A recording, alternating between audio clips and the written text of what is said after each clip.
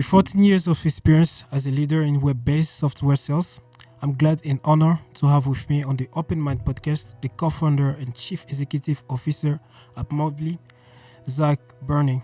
Zach, how are you doing today? I am fantastic.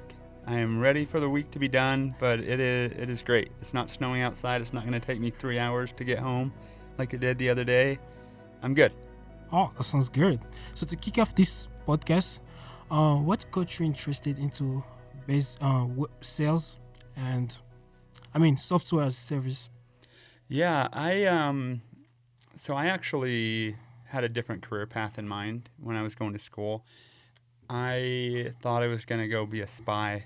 I majored in Russian. I served an LDS mission in Russia, and there's not much you can do with that Russian language knowledge other than teach Russian or do some kind of international business or work for the government. So I decided I was going to go the government route, and due to a lot of different circumstances, it ended up not being a good fit for me. I also tore my knee apart playing basketball at the same time and got engaged, and my wife was not wanting to move to Washington, D.C. Okay. So all of these things piling up, finishing up school, and now I have a spouse and I need to provide for somebody. I'm like, okay, I'm just going to go get another job. I don't have many marketable skills beyond my Russian speaking ability, but I know how to talk to people. So I landed a sales job at a small little startup, and it was fun. I learned a lot. They didn't know anything about anything, so it was on me to figure out the sales. It was on me to figure out our software. It was on me to figure out everything. And kind of the trial by fire, I did it, learned a lot of cool things, and just built my career upon that. Fell in love with the sales process, fell in love with the SaaS model, and it's just where I've stayed ever since. Oh, that is great. You're currently the CEO and the co-founder of Mobley. Can you give us just a little bit of background about how you co-founded Mobley? Yeah, so Mobley is a platform that serves event and field sales and marketing teams. Mm-hmm. So those teams get the biggest piece of marketing budget, which is the biggest budget in a company. However, they are by far the most underserved when it comes to technology.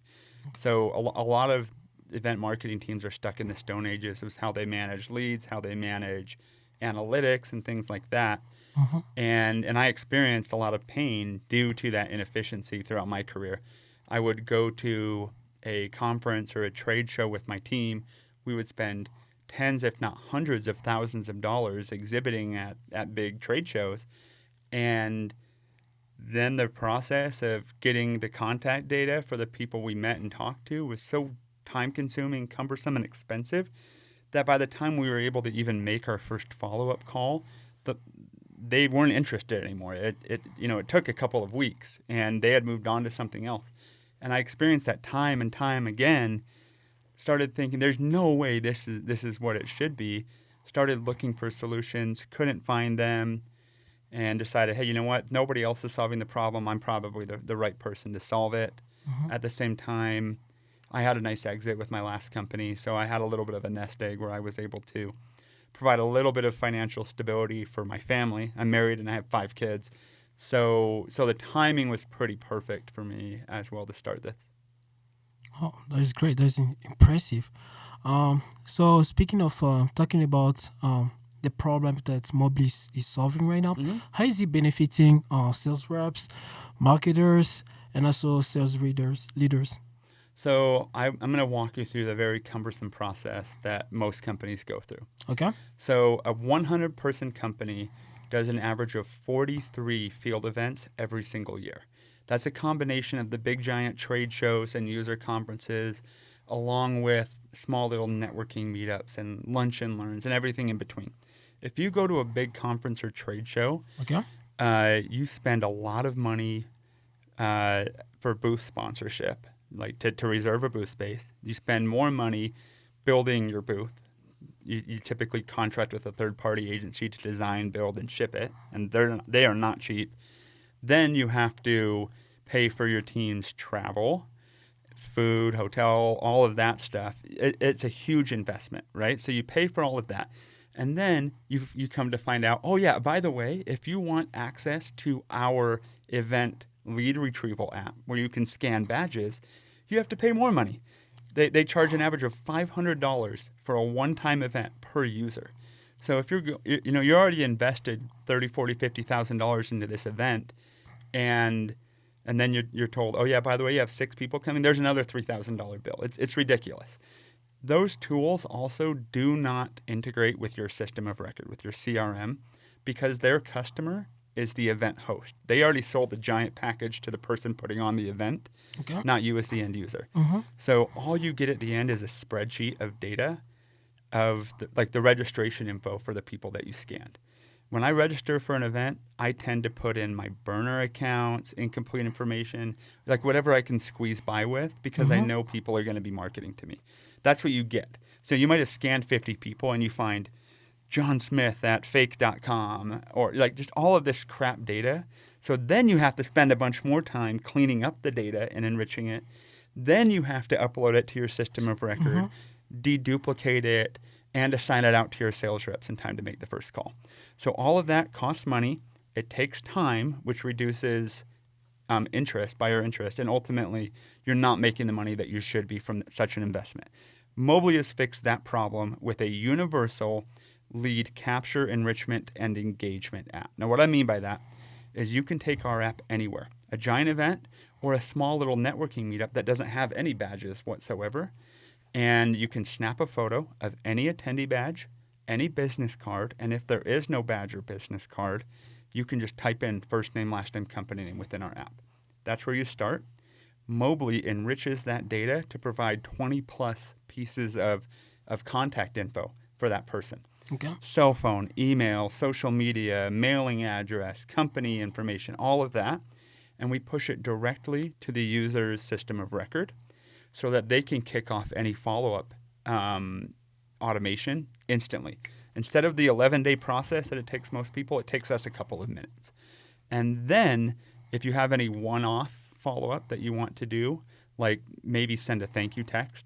Okay. And, hey, thanks for stopping by our booth. We're hosting a happy hour later tonight. Here's your invite. Or send them a calendar invite. You can do that from the app, and those activities actually log back to your CRM, so you have a record of what's going on when you're out in the field. Okay. Yeah, so from what understood from what you just said, you're collecting data, from social media, everywhere, and then when you get a contact, you scan like a business card or whatever, you matches the contact that was scanned that the one that you have in your database. Is that correct?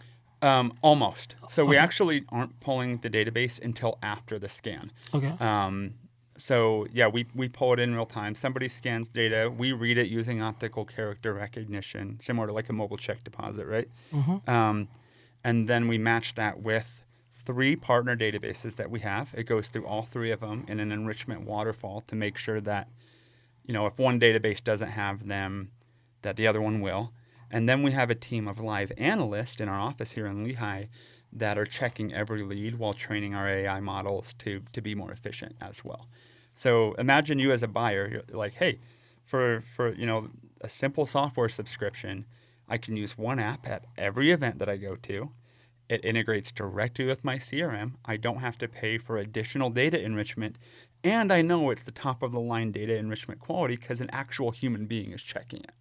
All of those things combined provide a pretty powerful punch of value to our buyers. Okay, that is great. Yeah, so talking also about sales, what is your personal opinion about selling what people want? So a lot of people don't know what they want, right? Mm-hmm. There's 2 main types of sales. Okay. There's inbound and outbound. The inbound people, they know what they want, tend to be much more transactional, which also means that you're not selling as big of an account, and you don't have the opportunity to get in front of the right person that can help you sell the right thing. It's good because you don't have to do as much work, and they're already further along in the buyer's journey. Outbound sales, a lot of times you have to tell them what they need before they even have thought about that pain, or else they would have been an inbound lead in the first place, right? Okay. So the best outbound salespeople, they can anticipate that need. Maybe they might, they could have domain expertise, having worked in this space before, or they're just really, really good at human connection and inferring things, and they're really well trained at the company. So they might know, okay, this company isn't looking for Mobley right now because they have no idea that Mobley exists. They're doing the best that they can, and they think that that's fine, and they will continue to think that that's fine until they hear about us. So I'm going to poke a little bit. I'm going to connect with them. I'm not going to tell them, how bad they suck, but I am going to tell them, hey, have you ever thought about doing things this way, right? And just prompt a couple of things to get them thinking about doing things bigger. As an outbound sales rep, I have the luxury of knowing who I'm going after, so I can go after the right accounts, the bigger accounts that are more likely to buy, and I can go after the right people within those accounts. I don't get an assistant or an entry-level person reaching out on behalf of somebody else and just blocking the conversation with the buyer. I can go right to the buyer because I'm targeting them. So, yeah, a lot of times they don't know what they want. Yeah, so it's more of selling what people need instead of selling what they want, because Correct. humans don't know what they want. Okay, that is correct. Okay, so nowadays, okay, data is becoming so big and effective, and it's being used for marketing and selling. What do you think is so important to use data to promote something or to sell something? I love the efficiencies that big data is driving, right? I love AI. I love the power that it brings. I also know that in the space that we sell into, Yeah. we're talking about contact data, right? And that data goes old so fast. Like the average tenure for an employee in the U.S. is less than 18 months right now.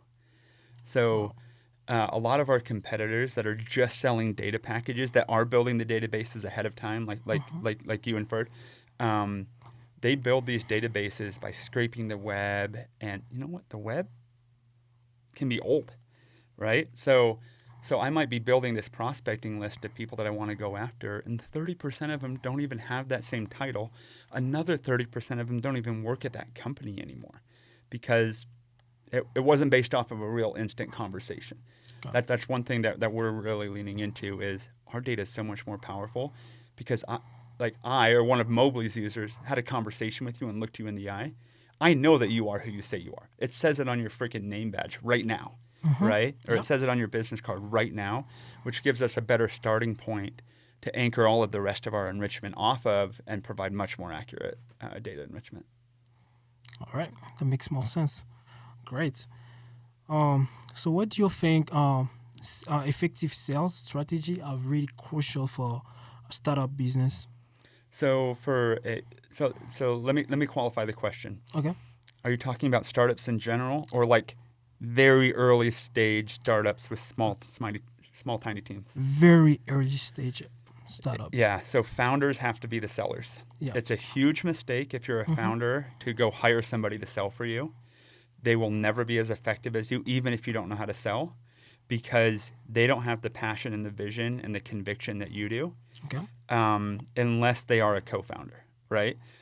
So if you bring somebody on to sell because you just can't do it, you might be like super technical and need to focus on that. You better bring somebody in as a co-founder and get rid of your ego saying, no, this is my idea, right? You have to do that. Somebody that is almost or as invested as you, because that authenticity and belief sells. You have to do that early as a seller. And I recommend never, ever, especially in like B2B enterprise sales, never hiring somebody else to sell for you until you at least have a couple dozen customers and you can prove out who is actually wanting to buy from you and that it's a sellable product. So when you started Mobley, what are some of the mistakes you made? You can share with everyone right now. Some of the mistakes I made. So the way Mobley works is we sell an enterprise platform license to a company. They get unlimited events, unlimited users, and then they get a data package that they pay for based on the number of leads that they will capture over the course of a year. We did not start out that way. We started out with a seat-based license platform. So we would ask companies, "Hey, how many licenses do you need?" Mm-hmm. And they would audibly think about this and negotiate with themselves, saying, "Well, Doug's only going to 2 events, so we can get him a license. But then after his second event, we're going to change that license over to Joe. And then after his one event, we're going to move it over to Mary. So we only need like 3 licenses." And we were selling far less than we should have, and cost ourselves thousands of dollars in revenue really early on. That's Mm-hmm. a big one. Um, I can think of a million different mistakes, but that's the biggest one that sticks out to me right now. Oh, okay. Sounds great. Um, what advice could you give to salesmen right now? Uh, what ways they can use like AI to make more sales? Using AI to make more sales, definitely don't offload all of your work to AI. Mm-hmm. Lean into the efficiencies where AI is actually better than a human. Where an AI is better is helping build prospecting lists more efficiently. Okay. It's better at analyzing big data and understanding ICP and helping you target things better. Mm-hmm. I would never recommend using an AI bot to run a sales call for you, even super smart ones. In the current state of AI, right? Like So you that last level of human element is pretty impactful until AI is strong enough, which it will be eventually. okay? Salespeople still got to do the time. They still have to make some calls. They still have to get in front of people. In person is fantastic. Obviously, I'm a big supporter of that with what we do. You got to do that part, but lean into AI for the busy work type tasks that will help you do the most impactful human things Yeah. and do more of them. Okay. So do you also think or believe in the future AI is going to become so better in uh, a way that it could replace like a salesman or a marketer? In some spaces, yes, Okay. mostly transactional spaces. Quick buy, self serve type things, absolutely. I also think that there's a very real future where AI has replaced different roles Yeah. within a sales org, Mm-hmm. but not all sales. Not all sales. There are too many people that need that last level of human touch and connection so that they can know, like, and trust you. Mm-hmm. But you might have one salesperson that is able to handle 5 times as many accounts as they do currently because of AI. You might not need SDRs anymore, or you might need one SDR instead of 10 because the only thing the SDR is doing is calling. AI is Mm-hmm. doing everything else with building lists, sending emails, and so forth. And then a live human is just making calls really quickly for that one step of the cadence. Mm-hmm. Again, I don't think it's ever going to 100% replace people, but absolutely it'll replace the bad people that just suck at sales for sure, and it Okay. will replace the lower in not I hate saying intellect like SDRs and like inside sales reps. They're not stupid, but the lower brain power type roles like SDR work. The good ones are thinking hard, but a lot of companies, it is just a lead mining farm where it's like, here's your list, call, call, call, call, call. Those roles will be replaced. Do you also think if AI reached the AGI that some Atma always talk or dream of or talk about, do you think AI could replace customer service in a way to solve customer complaints? Do, Yes, it already is.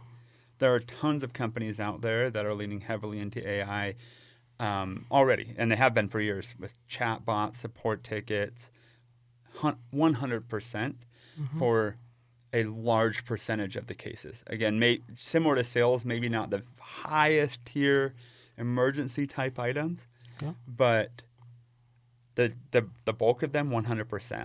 I believe the future is smaller, leaner teams that are able to operate more efficiently, and you're only hiring top level talent, not a bunch of decent people.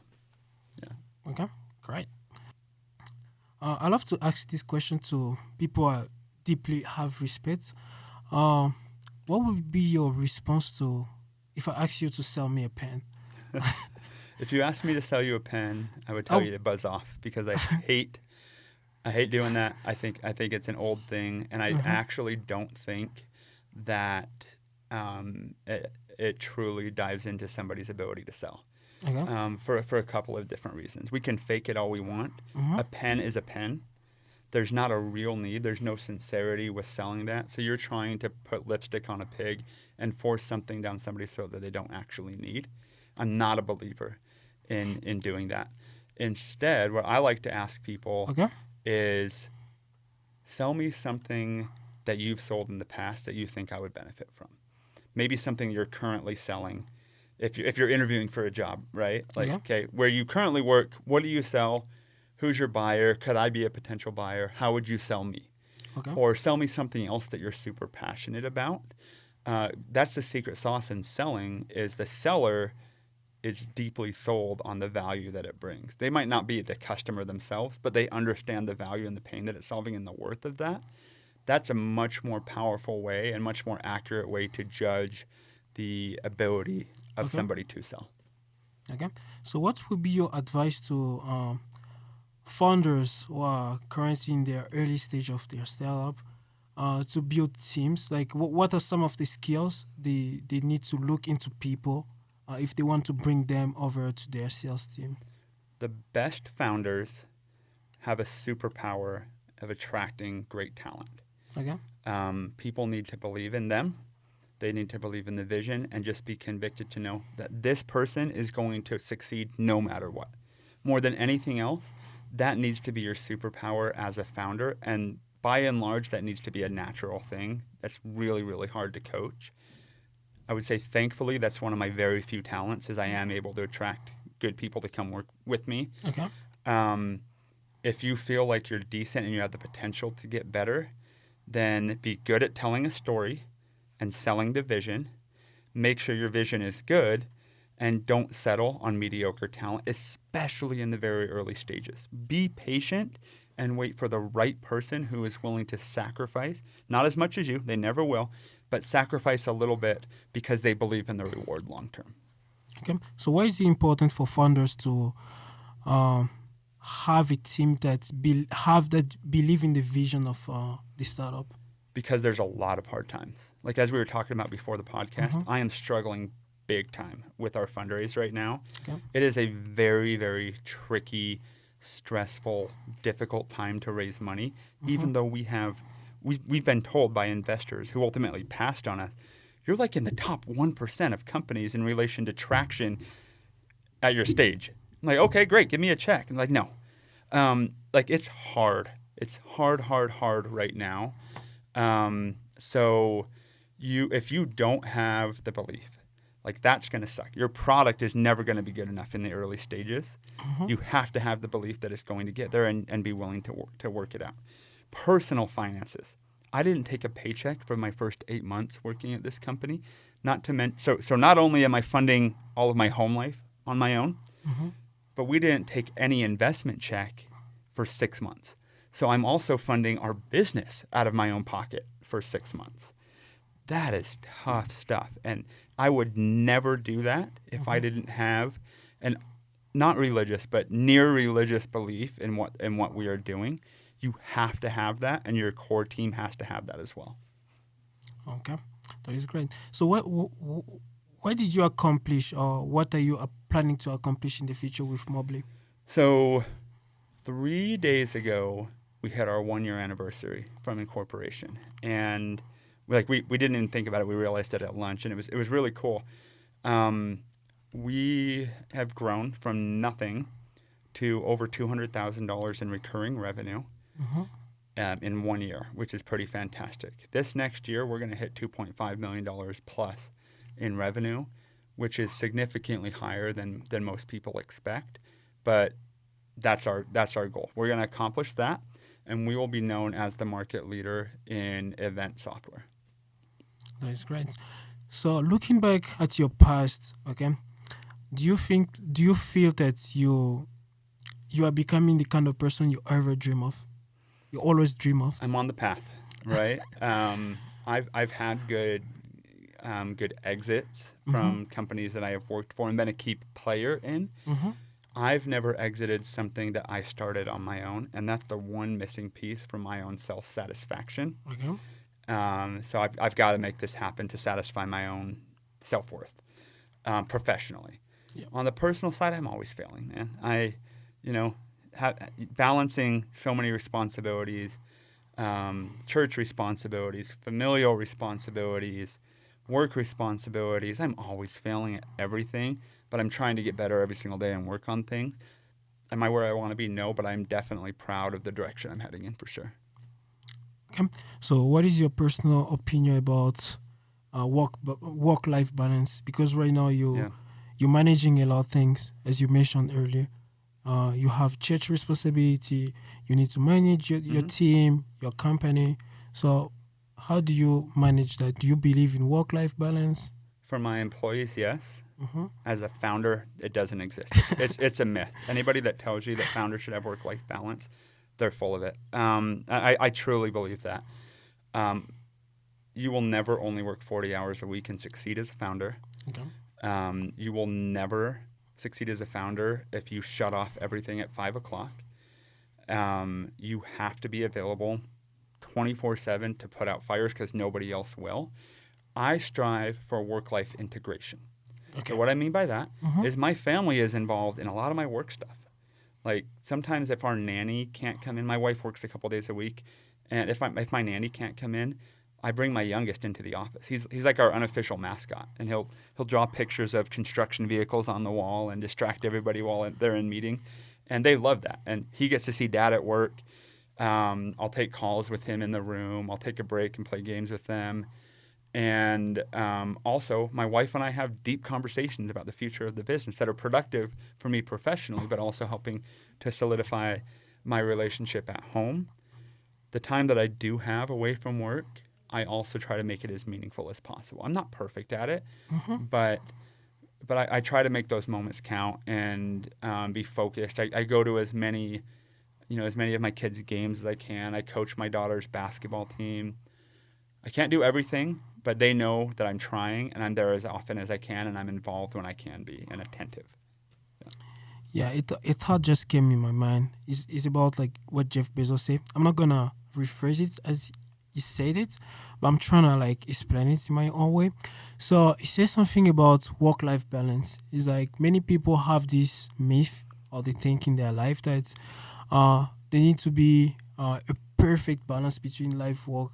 Okay, they're thinking that work is like something different from their life, but they should learn to integrate both. Okay, your work needs to be part of your life. Okay, there is not a balance. Okay, you need to integrate everything into what you're doing, as you clearly stated.